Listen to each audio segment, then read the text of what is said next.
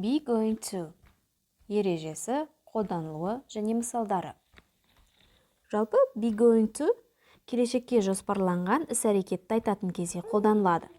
Яғни келер күнге, келер аптаға, немесе келер жылға жоспарлаған іс-әрекеттеріңізді айтатын кезде қолданасыз. Мысалы, I'm going to buy a car. Мен көлік алайын деп жатырмын. Яғни қазақ тіліне деп жатырмын, соны жасайын деп жатырмын, мынаны алайын деп жатырмын, мына жерге барайын деп жатырмын деген сияқты мағынада қолданылады. Келесі, he's going to the park tomorrow. Ол ертең паркке барайын деп жатыр. We are going to the mountain with my friends next week. Біз келесі апта достарымызбен тауға барайын деп жатырмыз. Яғни, келешекке, болашаққа жоспарланған іс-әрекеттеріңізді айтатын кезде қолданыламыз. Енді структурасы, яғни қалай жасалады? Ең алдымен болымды түрі. Мысалы, I'm going және verb. Қараңыздар, бірінші есімдік, I, he, she, it, we, you, they. Одан кейін to be етістіктері. I-ға am, he, she, it-ге is, we, you, they-ге are. Одан кейін going to, міндетті түрде going to арасында ештеңе керек емес. Going to, одан кейін verb, яғни етістік. Етістіктің өзі ары қарай жалғасып кете береді. Яғни сөйлемде жасалынатын структурасы, құрылымы осындай.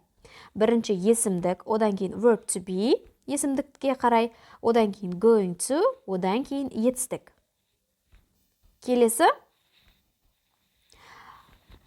болымсыз түрі. Болымсыз түрі қалай жасалынады? Есімдік, одан кейін verb to be, одан кейін not сөзі. Одан кейін going to plus verb, яғни етістік. Бірінші есімдіктер, I, мысалы, одан кейін verb to be, am, одан кейін not, жоқ деген сөз, емес деген сөз. Going to және етістік. I'm not going to the park, мысалы.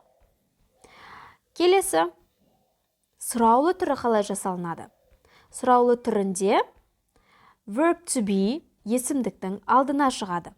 Мысалы, am I going to the park? Is he going to the park? Яғни, verb to be есімдіктің алдына шығады.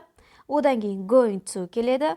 Одан кейін verb, одан кейін сөйлемнің жалғасы, қалай сөйлем берілген солай жасалынып кетеді. Және ең соңында сұрау белгісі. Келесі, енді осы сұраулы сөйлемдерге қалай қысқа жауаптар береміз. Мысалы, for example, is it going to rain? Жаңбыр жауайын деп тұр ма? Yes, it is. No, it isn't. Егер дейтін болсақ, yes, it is. Одан кейін жоқ деп айтатын болсақ, no, it is not. It isn't дегеніміз, it is not дегеннің қысқа түрі. Қысқаша жазуға да және толық жазуға да болады. Екеуі де дұрыс. Келесі example. Are you going to the market? Сен дүкенге барайын деп жатырсың ба? Yes, I am. No, I'm not. Осылай қысқа жауап қайтарамыз.